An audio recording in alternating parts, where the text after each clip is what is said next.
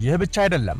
አሁን በስፋት እየተመረቱ ያሉ የኤሌክትሪክ መኪኖች ከተራ መኪኖች ይልቅ በእጥፍ የሚበልጥ የብር መጠን በውስጣቸው ይዛሉ። እኛ የምንጠቀማቸው ስማርት ስልኮች፣ ላፕቶፖችና የ5G ቴክኖሎጂዎች ሁሉ የብር ፍላጎትን በከፍተኛ ሁኔታ ጨምረውታል። በአጭሩ ዓለም በቴክኖሎጂ በረቀቀች ቁጥር የብር ፍላጎት እየጨመረ ይሄዳል። ሁለተኛው ምክንያት ደግሞ ከፍላጎት መናር ጋር አብሮ የሚሄደው የአቅርቦት እጥረት ነው። በምጣኔ ሀብት ሕግ የአንድ ነገር ፍላጎት ጨምሮ አቅርቦቱ ከቀነሰ ዋጋው መናሩ አይቀሬ ነው። ባለፉት ጥቂት ዓመታት በዓለም ዙሪያ ካሉ የብር ማዕድናት የሚወጣው ምርት ፍላጎትን ማሟላት አልቻለም። አዲስ የብር ማዕድን ፈልጎ ለማውጣት ፋብሪካ ለመገንባትና ወደ ገበያ ለማቅረብ ደግሞ ከ7 እስከ 10 ዓመታት ሊወስድ ይችላል።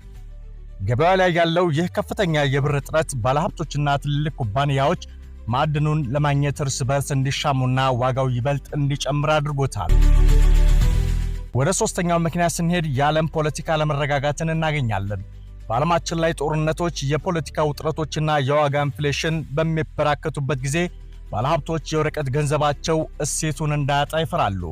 በዚህ ሰዓትም ገንዘባቸውን ደህንነቱ አስተማማኝ ወደ ሆነው ቋሚ ንብረት ያዛውራሉ። ወርቅና ብር ደግሞ ለዘመናት የሰው ልጅ ዋስትና አድርጎ የሚቆጥራቸው ማዕድናት ናቸው። በመሆኑም ሰዎች ከዶላር ወይም ከሌሎች የገንዘብ ኖቶች ይልቅ ብርን ገዝተው ማከማቸት መርጠዋል። ይህ ደግሞ የብር ዋጋን አኑሮታል። አራተኛውና የመጨረሻው ምክንያት ከወርቅ ዋጋ ጋር ያለው ትስስር ነው። በታሪክ ውስጥ የወርቅ ዋጋ በጣም ሲጨምር ብርም የወርቅን ፈለግ ተከትሎ የመናር ዝንባሌ ያለው።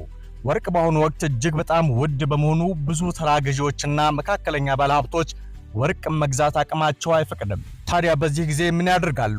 በአንጻራዊነት ርካሽ የሆነውን ግን ደግሞ እንደ ወርቅ ሁሉ ትልቅ እሴት ያለውን ብር መግዛት ይጀምራሉ። የሰዎች ምርጫ ወደ ብር መዞር የብርን ዋጋ በከፍተኛ ፍጥነት እንዲያድግ አድርጎታል። እንግዲህ ተመልካቾች የብር ዋጋ በዓለም አቀፍ ገበያ እንዲህ በከፍተኛ ፍጥነት እየጨመረው በእነዚህ አራት ምክንያቶች ነው።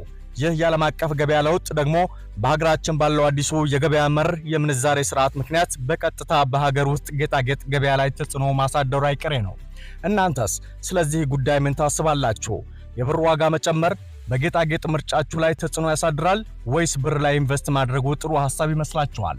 ሐሳባችሁን በኮሜንት ላይ አስቀምጡልኝ። ይህ ቪዲዮ ጠቃሚ መረጃ ከሰጣችሁ ላይክ ማድረጉን፣ ለሌሎች እንዲደርስ ሼር ማድረጉንና መሰል የኢኮኖሚና የቴክኖሎጂ ይዘቶች እንዳያመልጧችሁ ቻናላችንን ሰብስክራይብ ማድረጉን አትርሱ። በሚቀጥለው ቪዲዮ እስከምንገናኝ ቻው።